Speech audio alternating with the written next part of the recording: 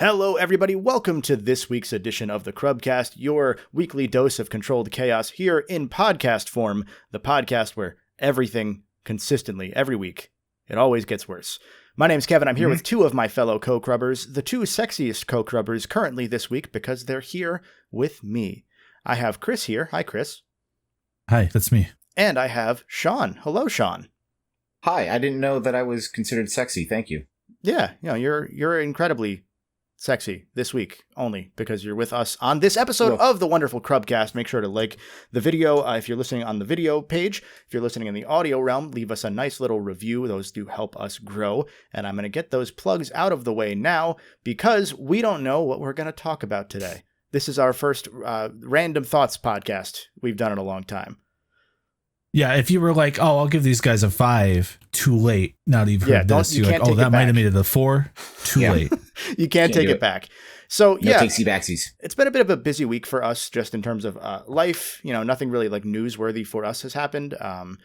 So we kind of just figured we'd hang out and do what all good podcasts do at some point, and it's talk about nothing.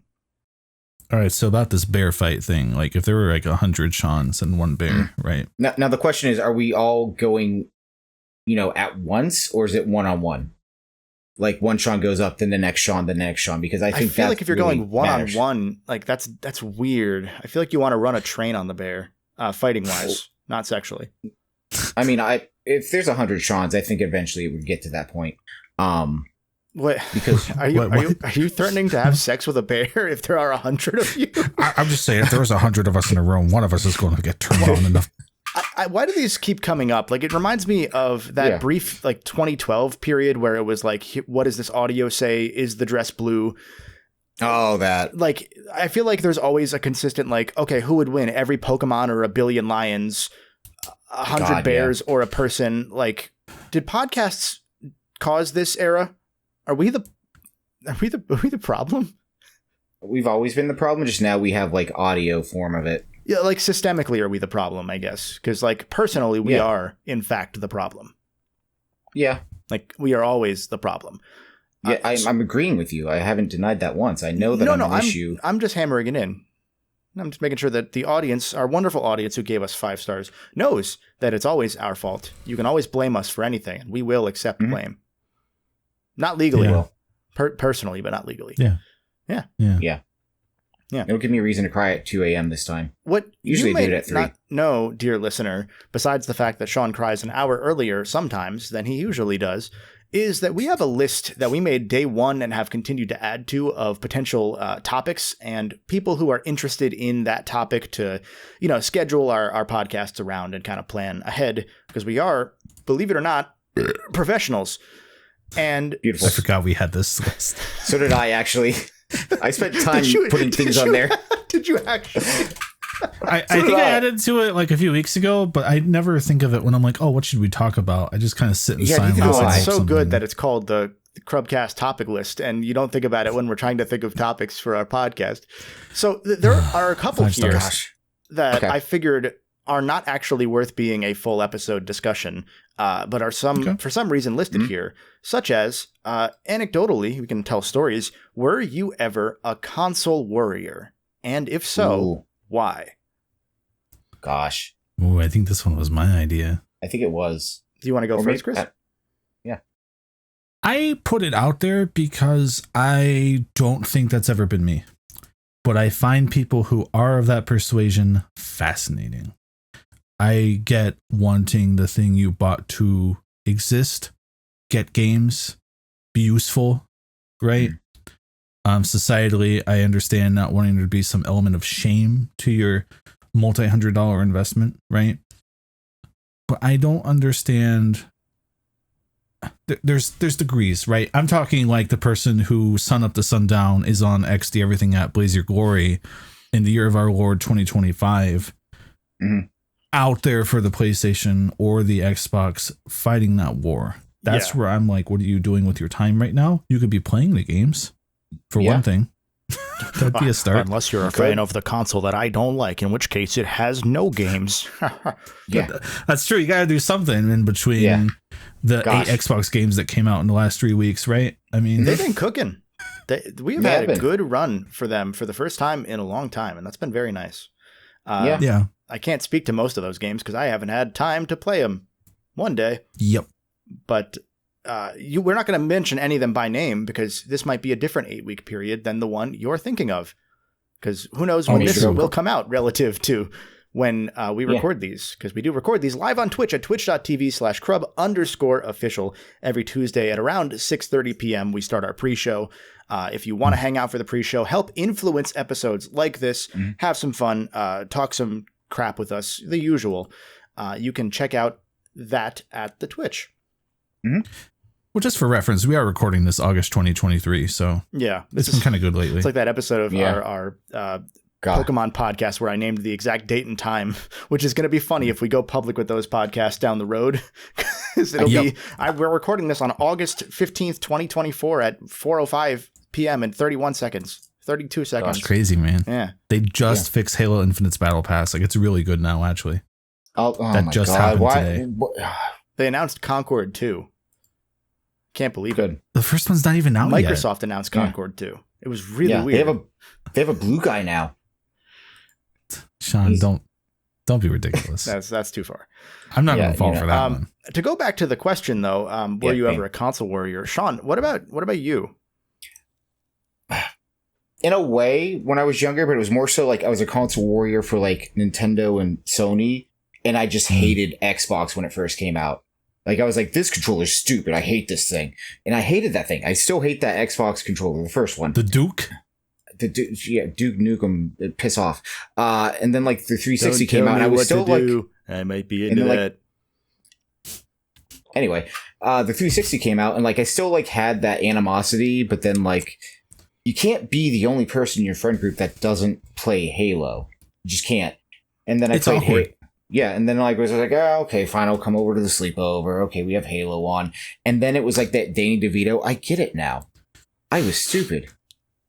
That presents a scenario in my mind where people are like begging you to come play Halo and you were relenting. And you're like, this is on principle. You're like, I don't even want to come hang out with you and play Halo. No, because I started off playing Tribes on PC. Like, that was our LAN game. And... Then they moved on to Halo because obviously you go from Tribes to Halo. Which one are you going to pick? You're going to pick Halo. Makes the most sense. And so I tried to hold off, but like nobody ever wanted to play Tribes. So eventually I was like, well, no one else in my private school will talk to me. So I'll come hang out and play Halo. And that's when Sean went to public school, which is what we call Halo now. I went to Halo. That's why I'm in Halo Academy. Yeah, you're part of the UNSC. I don't think I was ever a console warrior. I think I had brief runs of being kind of like you, Sean, against a specific brand. Like, but never like adamantly. I think I just had that thing that everybody has when they're like 12 and they're like, Nintendo's stupid now. All while I'm still using my DS and playing Pokemon. So I don't know. Like, but you don't tell anybody. Mine was in a different way, I think, where I wasn't like anti PlayStation 2, but I just had some kind of weird hang up with it where I look at like Ratchet and Sly and Jack and be like, that stuff's just dumb, man. That's just stupid. That's not as good as what I like. You know what I mean? Like, I don't want to play. I don't want a PlayStation 2. Yeah, what's the Lombax? I like hedgehogs. I don't know what a Lombax is. Just every time I looked over at PlayStation 2, I felt like there was some scary animal with a gun, DreamWorks facing on the Walmart shelf, and I was like, like Rough Trigger. For the longest time, I thought a Lombax was just like an alien meerkat with the name Rough Trigger and not. We can't. We have to. All right, just move on. Yeah, I don't think I heard the word Lombax until I was like 18 or 19. Like, I went a long time, like knowing nothing, not knowing that. Yeah, he's just the yellow guy, and there's a robot. Is kind of all I knew about Ratchet. Yeah, that's fair. I wouldn't even watch like YouTube videos on him. That's all you need to know. Yeah, no, it's interesting because in your case, then I know it's well known that you went back and made a Learning to Love PlayStation series where it's well known. It's well known. Mm-hmm. Everyone knows this. It's well known. Yeah, Chris West the nation with Chris made a face, but Mykonos fan is on Wikipedia as known YouTuber Mykonos fan. That's true. In the subheading of the Mykonos article. It's still up. It's still up at the time of recording. That was the thing. Wait, is that this was a real thing? Hold on, what? Yeah, go ahead. Yeah, is this real? I mean, it may be taken down, but the Wikipedia account JTAR9 edited that. Mykonos make an account on and tell them what I Wikipedia. would do with 100 bears. Wikipedia Mykonos, right? Yeah. Just go to the notable people. You too, audience. Yeah, go check it out. Go to Wikipedia. We'll put it in the show notes. Wikipedia.com/n/wiki/Mykonos. You're not, you liar. Is it not there anymore? There's Manto, Mary, Nicholas, Ionis. No, there's two Ionises. in popular culture. Sorry, go up one. Oh. You're looking at the actual islands, you dingbat. Oh my God, it is. There's a couple parts there that you'll appreciate. Oh my God, you're right there. There's a couple parts you'll appreciate. Movie star Lindsay Lohan produced an MTV series set in one of her properties in Mykonos, Lindsay Lohan's Beach Club, which ran one season. I'd rather end everything. In season 4, episode 14 of American Dad, Roger creates a persona who's in Mykonos. So random. That's important. Yeah. That's important for your lore, Chris, which is why JTART9's Wikipedia account put that there. Yeah. Also, Matt Damon's been there a lot. We'll elaborate. Fairly. Read the exact. Read it. Known influencer Mykonos fan derives his name from the island. I'm going to click on the source. Mykonos fan. It takes me right to the YouTube. Yeah. That's powerful. Incredible. Yeah. So you're probably the second person to ever click that shot. I did it twice. Now it's at 3. 3 edits that were made to that, and it was those 2 and putting Apatos back in, because at some point it was taken out. That's which should be there, right? Yeah, Sonic Unleashed. It's Sonic the Hedgehog, right? That's kind of a big thing. It actually should have been there. So the reason that the American Dad episode is important, we'll talk about Console Warriors in a minute, is we'll get back to it. That I was watching American Dad one day, and this is well after Chris and I have become friends, and I hear Roger say, "Oh yeah, we're going on vacation. We're taking a trip to Mykonos." And I stopped what I was doing, and I was like, "Chris, you've been pronouncing it Mykonos forever. That's wrong." Yep.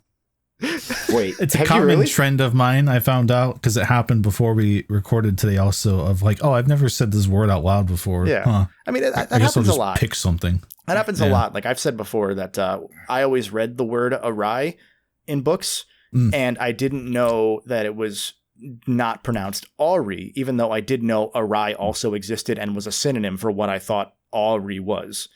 You know? Yeah. It's one of those things. If it makes you feel any better, on a first date, I accidentally said, I asked for Parmesan chicken. Ooh. I feel like Parmesan is a Star Wars race. Well, it should have been, because then I would have felt a little better, but no. Glup Shido waged his war against the Parmesan. Like I wonder, like as I said Parmesan, the waiter looked at me and said Parmesan.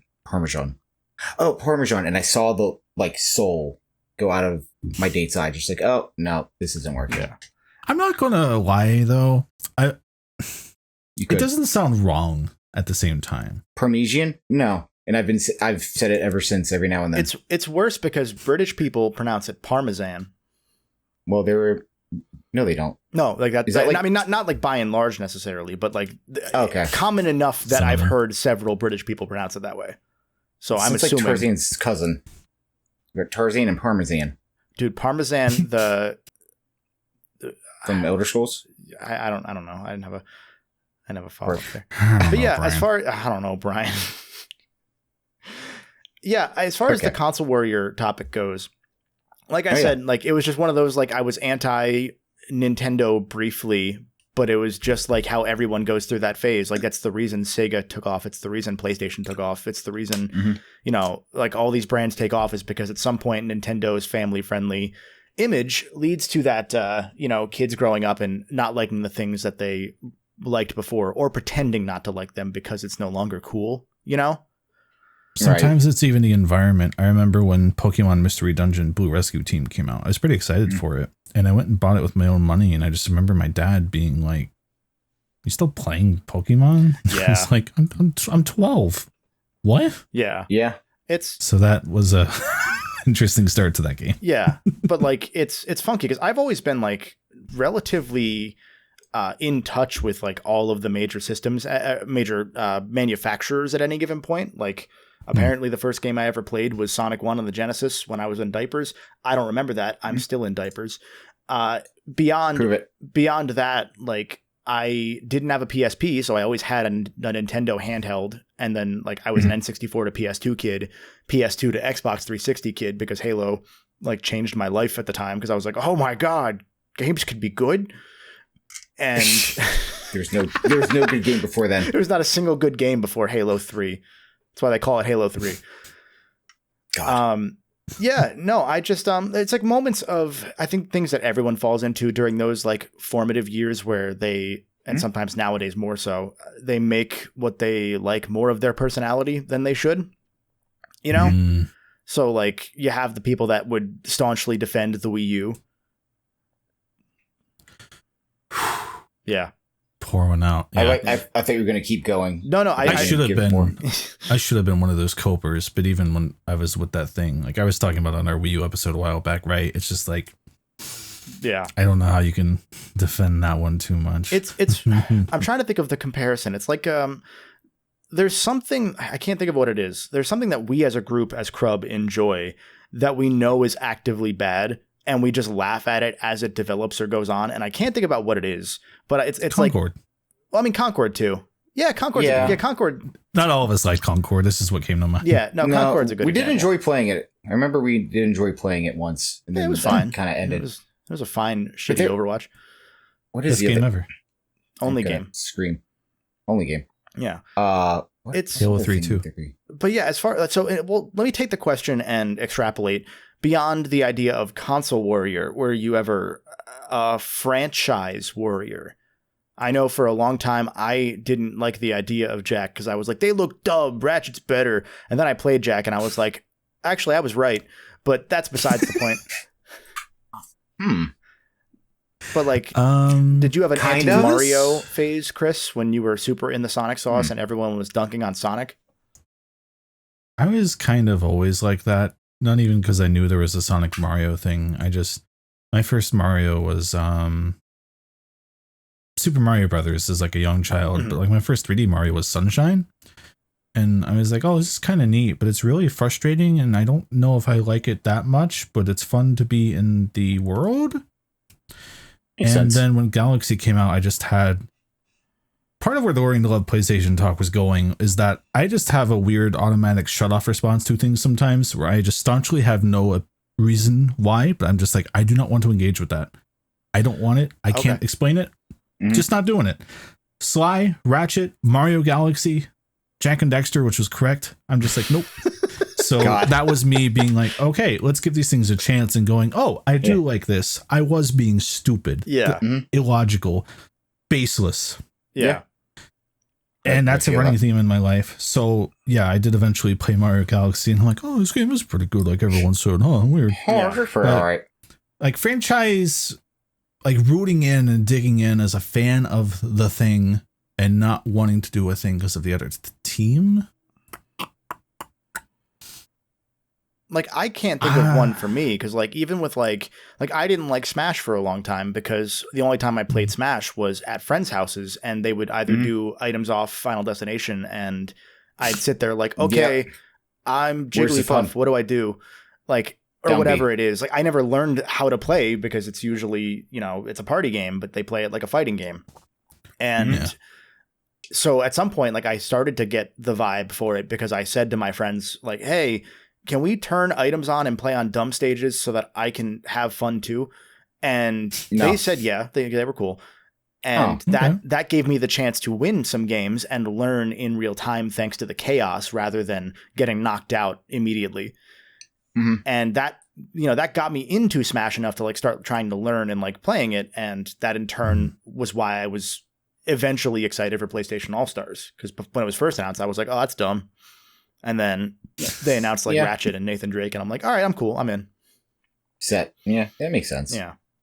I think like oh god. No, go ahead. I've been talking a lot.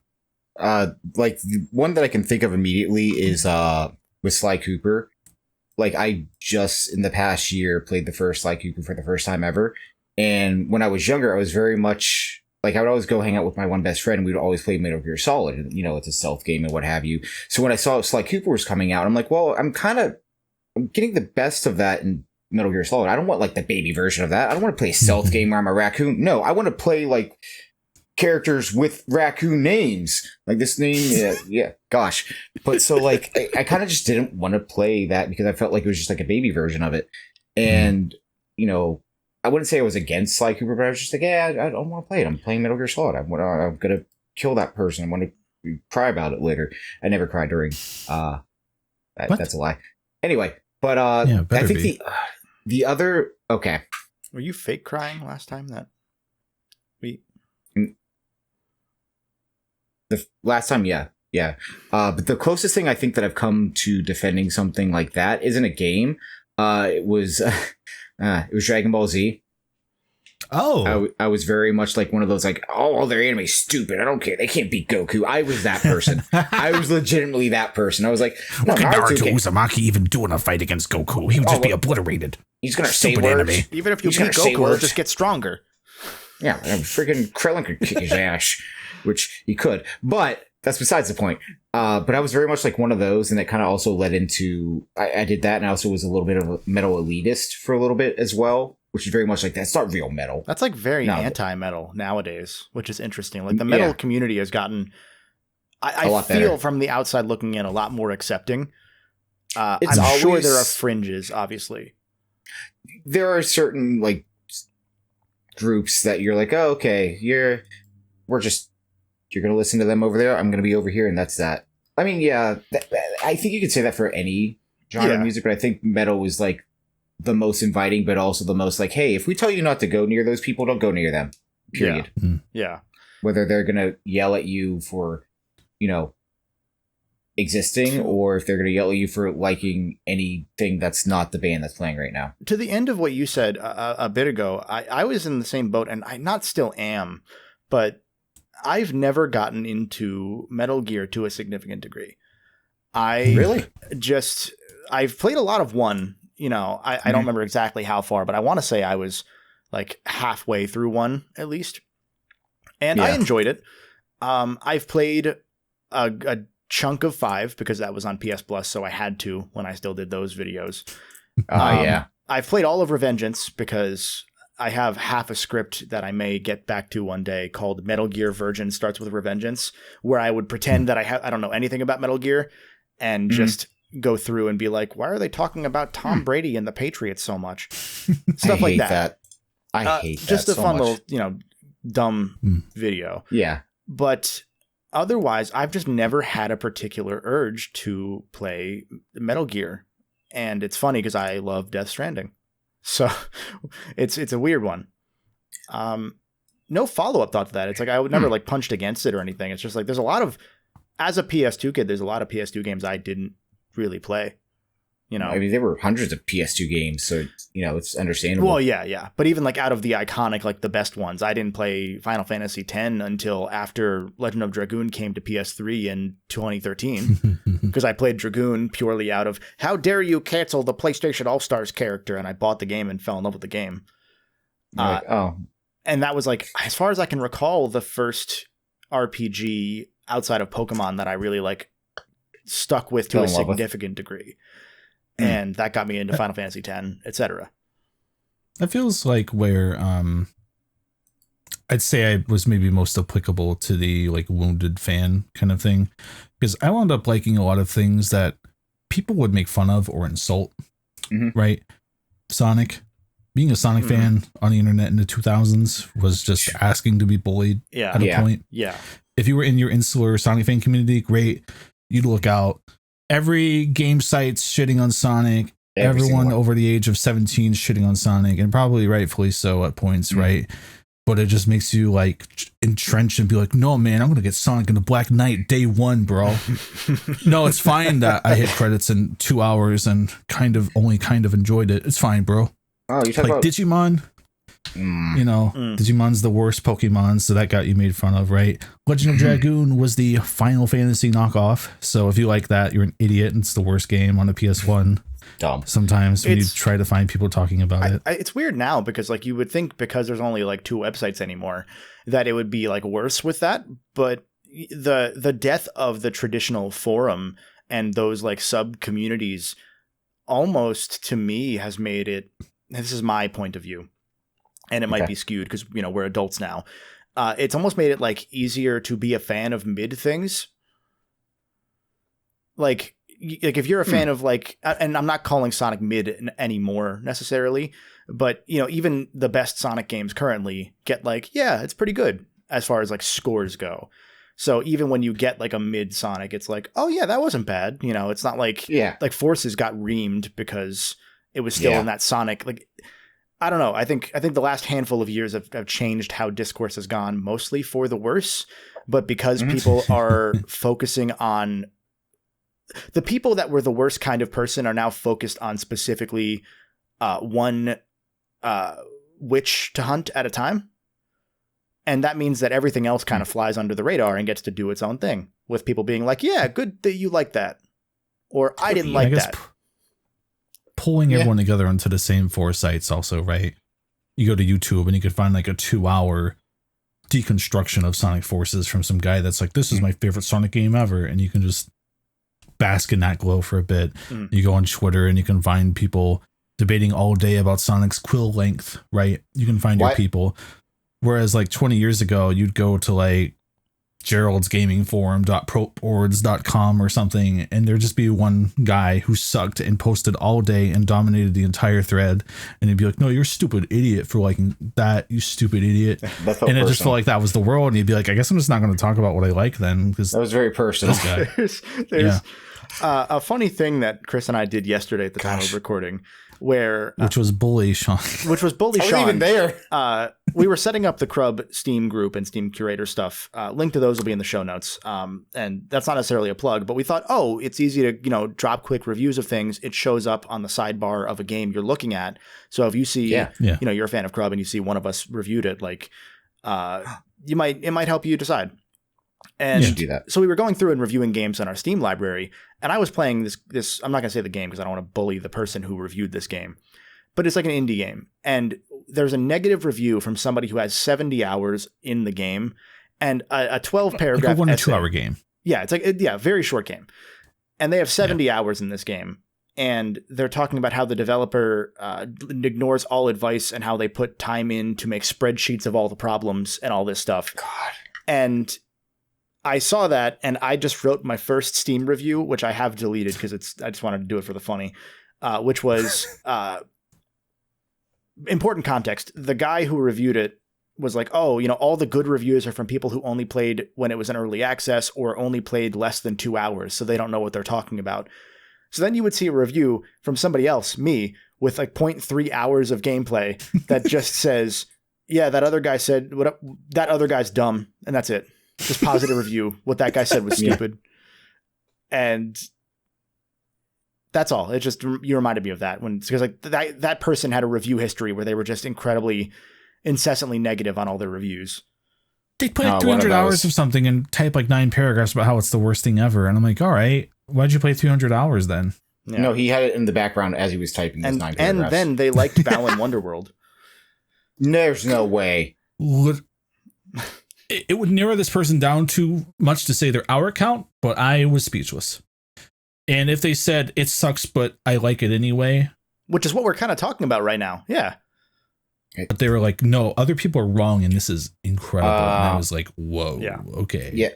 Gosh. But yeah, go ahead. It's the condescending tone about it all that I kind of hate. Yeah. It's like, okay, you can say something's wrong, but like whenever you're bad mouthing, trying to belittle somebody for what they enjoy, that's harmless. Just quit being a pissant. Yeah. Like you're not 10. Shut up. And if you are 10, get off the internet. You nerd. To the end of what you were saying about like the worst people, like being easier to drown out because they're not just the only posters on forums. And to the end more so of what you said about like, yeah, you can find a positive video essay about essentially any game. I mean, shit. One of my biggest videos was the Legend of Dragoon one. Like, I think still the most viewed video of that game, period, besides the soundtrack, which is really insane. By most accounts, a very mid video game, but there's like this huge love letter now, thanks to you, right? Yeah, and then I mean, hell, you were also there involved in editing, so I want to. If we're gonna self-filate here, you got to get some of that. My fingerprints are on it.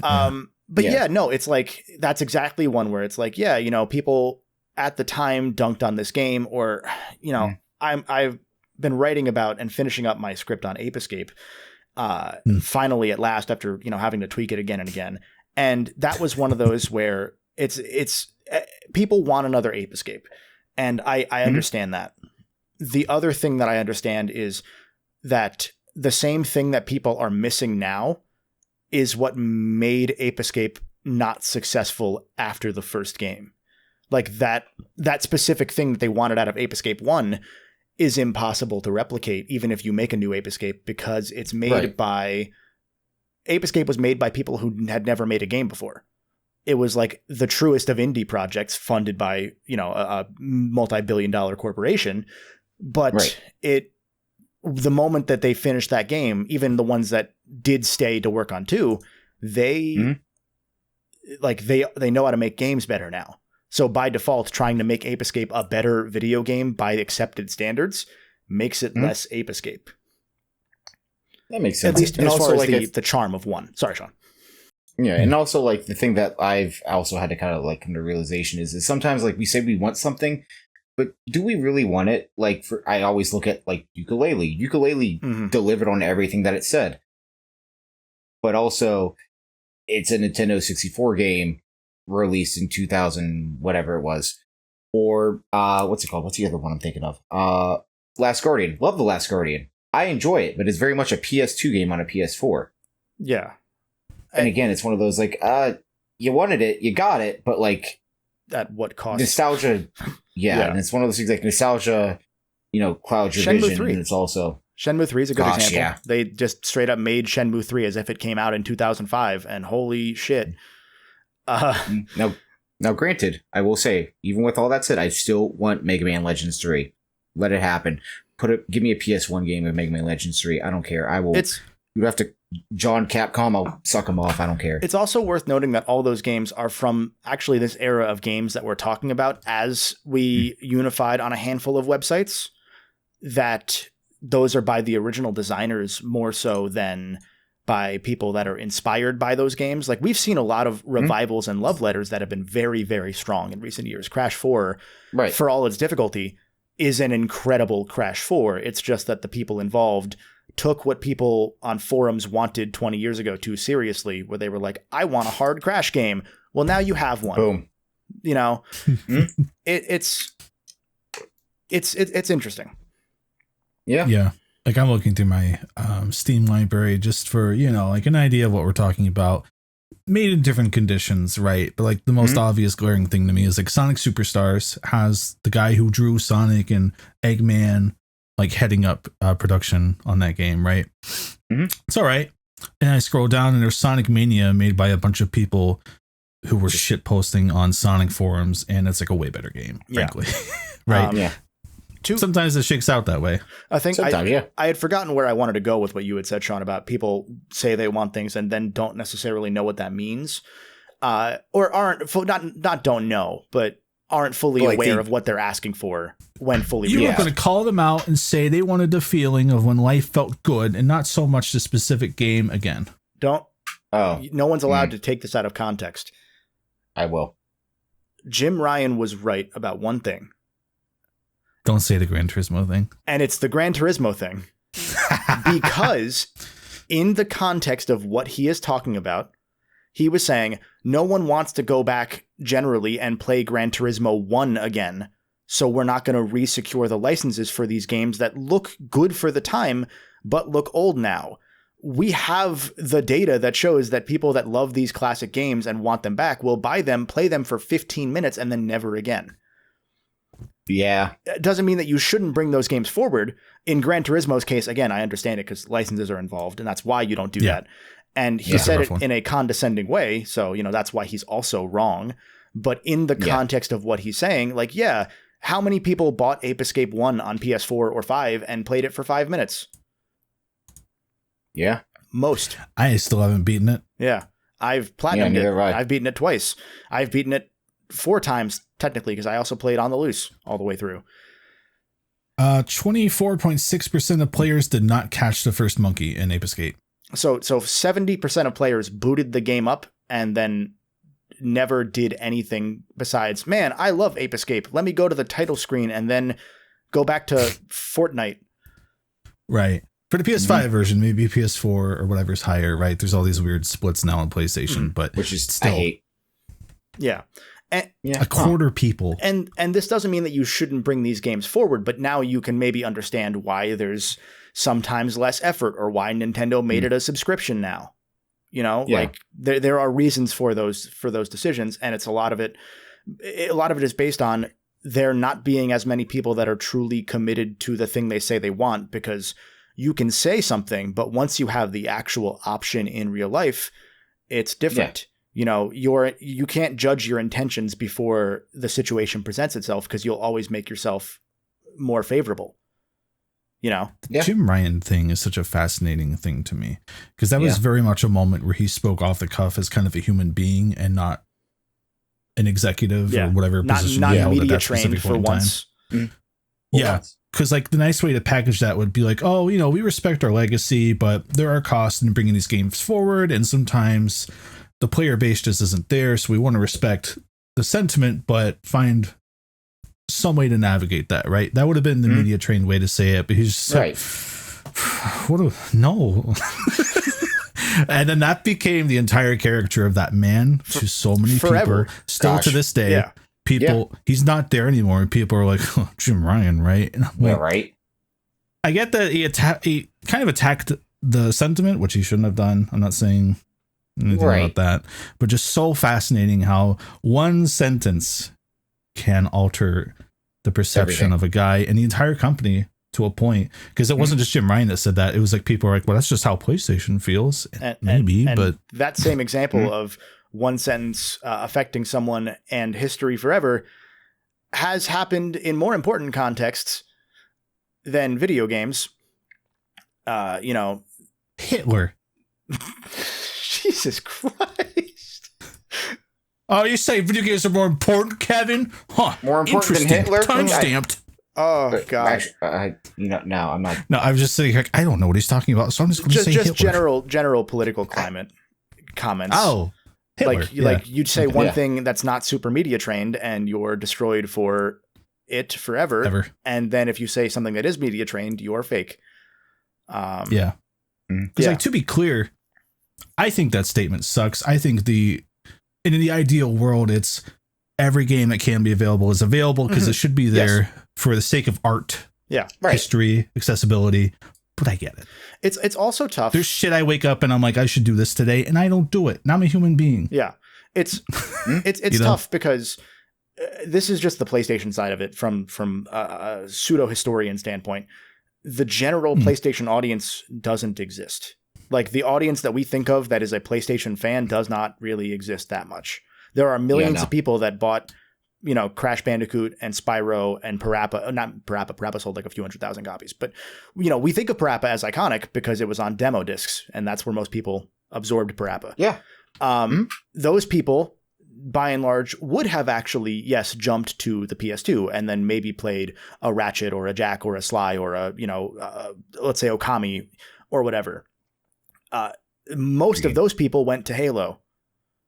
And so like that's why the PS3 era isn't usually remastered as much, because there really aren't PS3 era fans besides what you see from people who played The Last of Us, wax about them online because they're not being remembered. But like there's a reason there's so many remasters, because all these PS3 to 4 people don't exist because they came from 360. And because PlayStation tends to be the big tent, you have this bit of like, okay, a lot of people who are in our communities that think, oh, they forgot what they're about. It's more like they were never about that. You just thought it was. Yeah. And that's not a good thing or a bad thing. It's just a thing. Like Astrobot. And now they're about a lot more than that to more people. Yeah. Like it's kind of the other. Yeah. Like more people who own a PlayStation have bought them for Call of Duty than any other game. Right. That's just a fact. Like, that's just even the ones people hate, right? Like, oh, The Last of Us. It's like a lot more people like Last of Us than anything we Last grew of up Us with, unfortunately. is a great example because that game did so well critically that it was one of the driving factors that led to 30% of PS4 owners jumping from Xbox 360 or not having game systems to be like, I want to see what this is about. Yeah, like that happens a lot, and yeah, it's just it's interesting because the same thing happens with like, ASOBI with Astrobot.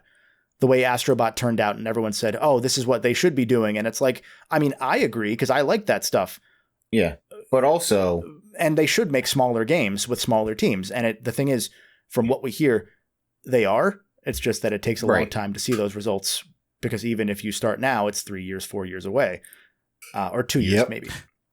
We're saying such unpopular things. We're going to get clipped out of context if anyone wants this and be like, these guys are stupid. You said Hitler. Hate games. You did say Hitler. But I've said worse on the internet. The point of what I say with ASOBI is like the first thing you hear with ASOBI from a lot of tuned in PlayStation fans is, oh man, they made Ape Escape. They should make Ape Escape.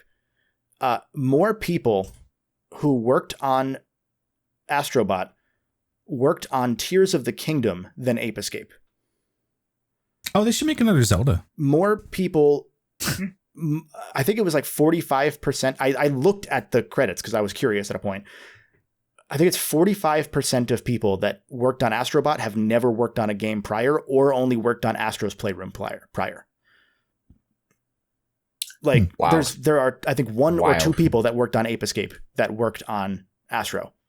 It's not the same. Like you can't just look at, oh, it's Japan, so it's the same people. That's not that's not how this works. That's not how any of this works. No. I think I think that's like the Nintendo influence on how we talk about games and studios, I think. Because Nintendo, they don't want you to know who's making their games. It's just, it's Nintendo. Yeah. And unless it's Sakurai who's doing Smash Brothers. Congrats. Yeah. That's it. But even then, like that only, maybe a couple million people know that, in the grand scheme. Yeah. And that's it. Yeah. And again, none of these are necessarily good or bad things. It's just interesting observations. I don't want to jump from PlayStation to Nintendo and sound like I'm blaming them for the discourse. It's not their fault that we've had 25 plus years of discourse that's defined by people who grew up on Nintendo and not anything else. Because, that's kind of how the evolution of, games media progressed and like gaming YouTubers and all that stuff. It's only in recent years that you've seen more of an explosion of people who liked Sega or, like, Caddy, friend of the podcast, Kid Icarus. His channel did well for a long time, but he not like as well as he's currently doing when in the era when he was working on just PS1 stuff, he was doing well for himself. Oh, yeah. And then he started doing non-PS1 things and exploded. And it's incredible for him. I literally had his channel up to pull to that exact point.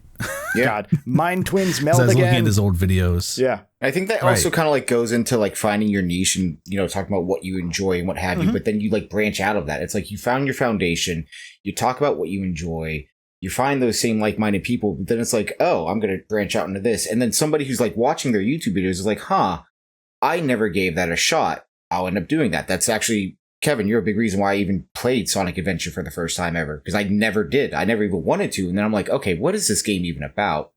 And then I played it. That's mostly Chris's fault. I was actually pleasantly surprised. Yeah, honestly, I thought I was going to dislike it, but no, I had a lot of fun with it. I was like, wow, this is, and that's a good example. I would never done that. That's a good example of, this has been a recent theme of just everything I've worked on lately, of the thing that makes us want a game more now is the reason it doesn't exist anymore, or is the reason it went away. Because the thing about Sonic Adventure that makes it so magical to people that played it in that era is that it's so completely unique for what it is mechanically, with the RPG elements to be able to talk to all the NPCs and have different dialogue depending on which mission you're on or which character you're playing as. All of those sorts of things are the same things that got it made fun of, in addition to the bad port on GameCube, because it suddenly felt weird once you leave 1999 and the language of how to play a video game and how to make a video game had congealed into a very specific accepted standard. Like Sonic Adventure controls like poopy if you're not playing it in 1999 and you're not in the mindset of, well, this was before like this was being made before cameras were known as a concept. Yeah. You know? And not only that, like it felt like a lot of the game was also built around like, okay, we know we have like these janky physics. We're going to make it fun for those because screw it, figure it out, go have fun. Yeah. And doing that back then, because I know a lot of people, like I looked at reviews and there were a lot of people like, yeah, this doesn't even work right. But like I think the thing that I really liked about Sonic Adventure was like I could also make my own fun. I could just go, okay, I'm going to try to see if I can skip through this entire level by doing this. And there were like little things like that I really enjoyed that I probably would have never thought of back then. But because like I started to branch out and what have you, it's like, oh, okay, all right, let's go. Piss off, Tails. Yeah. I still remember the first time I was Tails in Windy Valley as a kid. I looked over the guardrail and I was like, wait a minute. Why am I running? Can I break this? And then you wildly break it. And then, exactly. It's, and again, that's exactly the thing that people made fun of it for just a few years later, because that's just how it went. That's just how it was. Yeah. That's how it be. Yeah.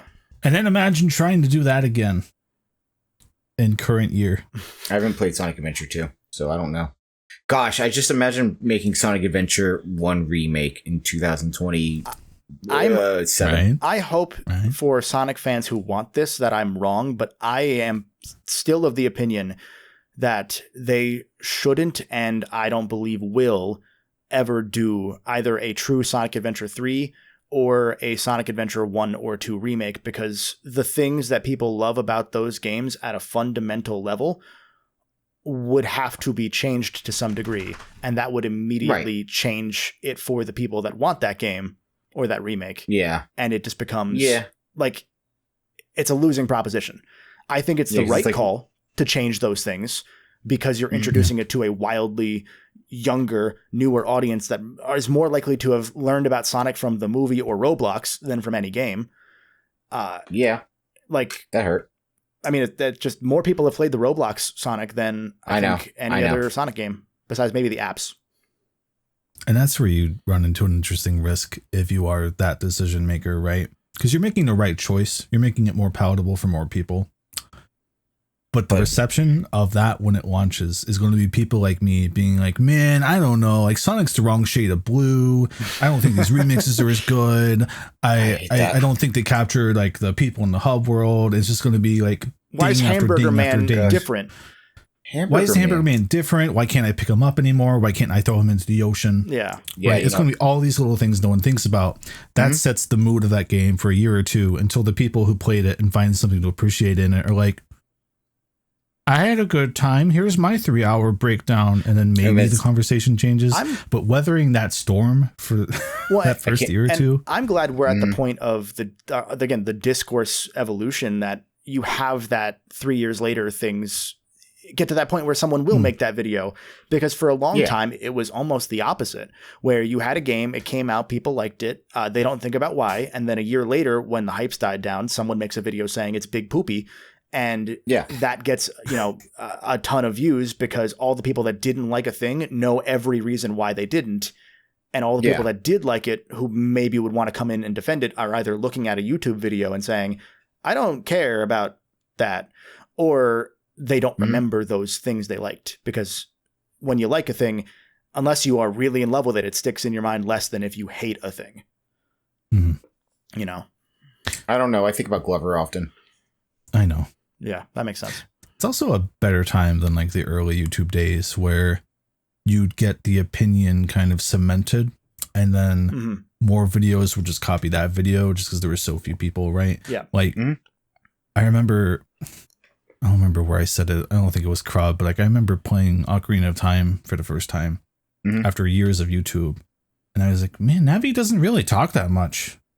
I watched like 6 years of videos that made it out to be this like horrific, annoying thing. And I'm playing and I'm like, she pops up, but it's not bad. But it's going from that perception of the ever persistent opinion on that game. It was just like, well, this must be the worst thing in the world in an otherwise good game. Yeah. I watched the game play Sonic 06. Yeah. What?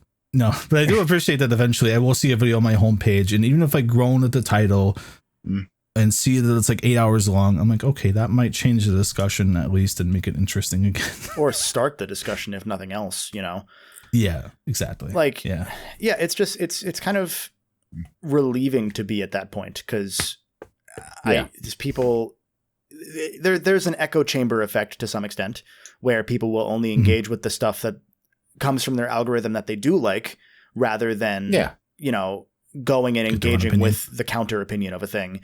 But I also think that that's not necessarily as common as we tend to just assume, because we as people tend to over assume the intentions or stances of people, like, I love to do it. It's my favorite thing.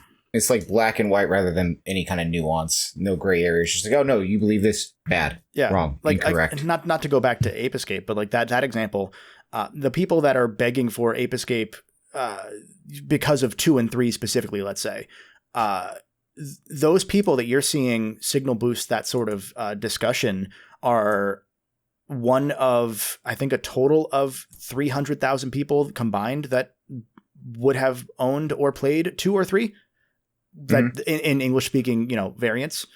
Obviously, used games and borrowing games and emulation and piracy make that number not fully indicative.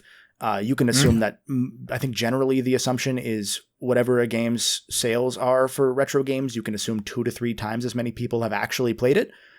But then when you then factor in that 25% of people don't catch the first monkey in Ape Escape on a game they bought or got with the subscription, a lot of people are booting up a game to emulate it and playing it for 10 minutes.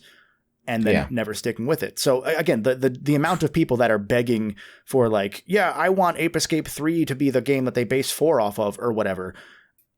That's like that's like a significant percentage of the total amount of people that have actually played that game to a degree that they can think about it. Yeah.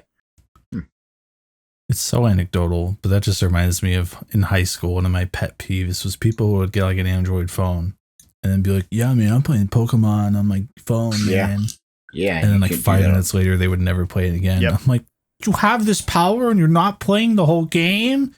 No, I'm very much that kind of person too. There are so many, like there are creators that are like in our extended circle that I will see post, new versions of Steam Deck or new emulation devices. Got the ROG Ally, man. Yeah, like the ROG or ROG Ally, or the Anbernic devices, the little emulation handhelds.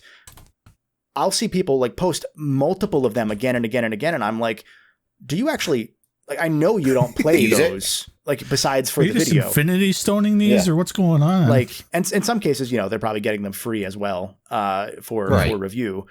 But still, why do you need 40 versions of a Game Boy Advance? Right. Like, you're just doing it to be a techie, which, hey, that's your hobby. Cool. Not gonna, that's fun. Not gonna yuck somebody else's yum. It's just, I will. Okay. Yeah. Yeah. What the heck, guys? Can we make how there's Yummy Boy? Can we make a Yucky Boy where we like just ruin food? I think that was just How to Basic. Yeah, but like better. I'm going to put Yummy Boy in the show notes. I don't think enough people, I worry not enough people will know Yummy Boy. So I'll give that a link. It's going to be Yucky Boy. Yucky Boy. Watch it with friends and be inebriated. Speaking of Yucky Boy, we're going to get to the Yummy Boy segment of this podcast, which is the Crubscriber question of the week. If you're not familiar, if you're tuning in for the first time, hello, make sure to subscribe, please, or else. Please. Or follow on platforms, or do everything. Just engage with us on every social platform forever. Yeah. And then comment a bunch of trending terms in the comments as well. Claire Obscura 33, that one's still hidden. Yeah, probably so by the time this comes out. It'll definitely still just keep typing Claire Obscura Expedition 33 again and again. Gosh. If you're not familiar with hashtag Crubscriber question of the week, hashtag Crubscriber question of the week, you can join in any of our premium tiers, whether it's YouTube membership, patreon.com/crub, where we have a $2 tier where you can throw a quarter at each of us. And you can just ask us an infinite amount of questions via Google form. If you're a Twitch subscriber, you can also get access to that form. We always try to answer at least one of these per week on the podcast or in dedicated Q&A episodes. And it's a lot of fun. So this week's question comes from the one True Blue, who asks, have you ever played a game where the story, gameplay, or music were the only thing keeping you playing it? Yeah, I played Guitar Hero. I guess that is a good point, actually. That would apply. Yeah. Well, I dropped that pen. Terrible answer. I have one immediately. Final Fantasy 13 for the music, which is bad, A, because I could easily just listen to the music on YouTube at a point. B, despite having kind of a large soundtrack, that it is still like a 40+ hour game, right? So there is quite a bit of hearing the same 2 to 3 minute songs over and over and over anyway. That was one of mine. That was part of the reason I got to chapter 11 in that game, or whenever it actually opens up, air quote. Gosh. I'm like this. I might give a shout to Ni no Kuni 1 because the gameplay of that game is not very good. It's sort of like it's level 5, so it's level 5's Dragon Quest styled monster games, like those specific Dragon Quests where you are also able to catch monsters. It's like that. Right. It's not very good, passable at best. I definitely stuck around for the story at a point in that game. I don't know exactly when that point was, but I was driven enough to find out, where the plot would go and what would happen with our poor orphan child and his weird cape and Scottish guy with big elephant nose. Oh, Drippy. Gosh. Plus his name was Beautiful. Drippy, so I kind of had to see it through. Yeah. Counter to that, Ni no Kuni 2, despite having better gameplay and music just as good, I was so nonplussed with the story that I put it down and never went back very early on. Good idea. An actual game that I thought of, I'm going to count them in the story. Final Fantasy 15. The story is very confusing, but I wanted to see what happened with these characters, that I just went on this random, hey, it's a bachelor party. And I fell in love with that party of individuals, and I really liked the villain. And honestly, music, great, but gameplay, it's all right. It was just one of those things that I just wanted to see it through to the end. I was like, what's going to be the end? I just want to know what happens to you all. Yeah. I need to see it through. I need to see this through. Bachelor party went off the rails. Let's go. At a point, it's sunk cost for a lot of games where you're you want to see the end of the story no matter what. Right. Blue Dragon's one of mine. To me, the 360 era was when I most was like this. And I look at Blue Dragon and I'm like, man, I like the soundtrack. The gameplay's okay. Didn't care about the story. But for some reason, 30 hours in, I was like, well, I guess I got to keep going. I got to finish it. Yeah. Again, don't dislike it, but maybe not I have to beat it kind of game. Yeah. Otherwise, Again, not how most people are. Most people drop a game when they don't stick through it. Yeah. So it's always worth keeping that in mind, that most gamers are not like us. Bum, bum, bum, bum. Yeah, I realized as I started that was not gonna. Yeah. That was not gonna go anywhere besides that sentence. Yeah, I'm much more likely to drop a game these days. Not even out of I'm not into it. It's just straight up. I don't boot it for 2 days and I get busy with something else, and I'm just like, God, I got RPGs are like that. I started Persona 3 Reload and I got a little bit into it, and then same I got away from it, and I'm like, I played it for another day randomly. I'm like, I remember none of this. It's not vibing. Nope. We're just gonna have to restart the entire thing. I have 4 dropped Persona 4 Golden playthroughs due to exactly that. I'm on the last month. The only reason I ever agreed to start Persona 4 Golden with myself, and the only reason I then finished it was because I had COVID that week. It was the first. Right. It was the first. Oh yeah, first and only time I had COVID. But I was literally in bed just sweating, and playing Persona 4 Golden all the way through. Let's give you COVID again. We should give me COVID again.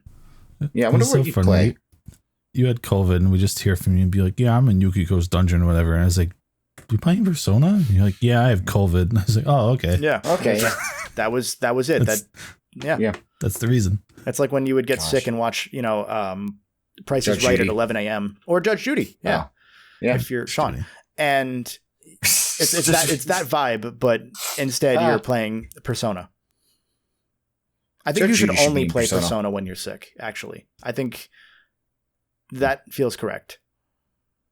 Kind of makes you have to focus in on it, right? Yeah. Like, what else are you going to do? And the fevered hallucinations you have will enhance the gameplay because you'll think that they look like Persona monsters as things get blurry around you. Yeah, and you can't hang out with your friends in real life, so you got to hang out with them on the TV. Or maybe you don't have friends and you just hang out with them on the TV. Or maybe you don't like anyone in Persona. Well, too bad. Be friends with them. Get your stuff up. Unfortunate. That got sad. Yeah, that felt real. Well, it wasn't. That's good. I don't think I'm they ever were going to say like, yeah, that was real. Actually, we should end this in Persona fashion. This episode of the podcast by which one? Picking the best girl in a game that is not like a Persona styled game, like very unrelated to Persona. Pick a random game, and the other two have to decide best girl. Harriet Tubman. Oh, what? That's not a video game, Sean. That's just a historical figure. Mod Nation Racers. What? Who? Little Big Planet. Sackboy? Was there a Sack Girl ever? There was. Actually, yeah. Was it Sack Girl? Was that what you're saying? I'm going to regret Googling this. Yeah, there's a Sack Girl. I'm also Googling Sack Girl. What other games? Oh, her. She was sassy. What? All right, so she's best girl. Okay. What other games would be good for doing this? Gosh. Great question. Yeah, I'm looking at my game Assassin's list. Creed 2. Which of the auditories was your best girl? Salute, Claudia. Salute. Maria. Yeah. I'm looking at like my games behind me, but I can only see my PS3 games because of the way my shelves are lined up. Feels like an impossible question to not Lair. go incredibly wrong. Lair. Who's the best girl in Lair? Is there a woman in that game? God. I mean, best girl's like a vibe. It doesn't have to be like a female character. Is it a vibe? Yeah. Okay. Like, I think you're best girl, Sean. Oh, thank you. But you'll find out what I do to you later. Freddy Fish is the best girl in Freddy Fish in the case of the missing kelp seeds. Freddy Fish is... What's the one with the car? Putt Putt? Putt Putt, yeah. Oh, Putt Putt. Who's the best girl in Putt Putt? Little Dog Pepper. That one elephant in Putt Putt Goes to the Zoo. I think they like draw something. I don't know what any of you said means. Yeah, me and Brody haven't gotten that far into Patreon. I'll tell you that. I don't know. Okay. Oh yeah, you guys are playing every. We're playing all of them. Yeah, we got 3 in so far. Marvelous. What's the name? Humongous. You should play every Marvelous game after that. Gosh, just go through all the No More Heroes games. They called me a small fry. I can't do content on them. Oh shit, you're right. That was them. Oh, that's them. Great. Once upon a time. Wait. It's been enough time. I'll call them out by name. Yeah, that was them. I mean, that person probably doesn't work there anymore. I forgot about that. They work for a different company. I'll tell you. I forgot about that. Funny. Oh yeah, we found that out. That was right. Do you want to tell the story? Okay. We'll end this episode with you telling that story. Okay, back when I made YouTube videos, lol. There was a remake of Harvest Moon: Friends of Mineral Town, which is one of my favorite games as a kid. And I was like, oh, don't love the art style, but I want to try to make a video on it, right? I'll cover it. So I emailed them saying, hey, is there any list I can get on for the key or whatever, right? Yeah. Didn't hear anything back for like a day or two. And then I got an email back that had like RE: in the title. And the body of the email said, hey, we just got this email. Seems like kind of a small fry. Should I send him the link? And I was like, oh, they forwarded it to the wrong. They kept you in the forward. Yeah. They kept me in the forward. And I was like, oh. So I responded, and it was passive aggressive. It was petty because I was like, what are you doing, first of all? And I'm like, I know I'm a small fry, but at least someone wants to talk about this Harvest Moon game, right? For one thing, like let's just be real here, right? Yeah. One, I'll talk about it, and two, you can't even forward an email. Right. So I hit send, and then either later that day or the next day, I just get a empty email back from this person with just a link to the Google form to apply for coverage. So I was like, I guess that's an apology. Yeah. So I clicked it, and I didn't get a copy of the game anyway. That's the worst part. They didn't even pity give you one. Right. Like that's probably unethical, but at the same time, like at least say I'm sorry. Yeah. Just be like, or, hey, our bad. I shouldn't talk like that. That's my fault. Something like that. Like be a human. And like I told you at the time, and like I think I told like us, right? And I was like, I don't even think she's wrong. It's just probably don't say that. Yeah. Especially like don't say who's that. Covering Story of Seasons, Friend of Mineral Town HD. Nobody. I'll tell you, not many wound up covering. Yeah. So however many codes they sent out were not used for coverage. Let's see how many did. So if you've ever listened to anything we've done and we said small fry and started laughing more than we should have, that's why. Yeah. Very consistent. That is why the Wind Waker fish that says "Hoy small fry" is a funny little meme. Yeah, I was going to say that exact one. Like I think within a couple days we put the "Hoy small fry" fish. Yep, it's so good. So I pirated that remake and it was okay, and eventually did buy a copy. Did you play it for more than 10 minutes? I did, because at the end of the day, I did not like the way it looked, but the game was still the game I liked. So. Yeah, there's not many. 20 minutes. Okay, good. I was going to say that outro, that didn't outro well. I was hoping you'd say no and I could just cut to the bumper. That didn't play well. So we have to pretend to have an outro for this week's edition of the Crubcast. Make sure to do all the things we said as far as engaging with socials. Put small fry in the comments or review. And make sure you got this far and that you're really crubbing one out. Yeah, crub one out with us next week, where we promise it will get worse. The suffering never ends.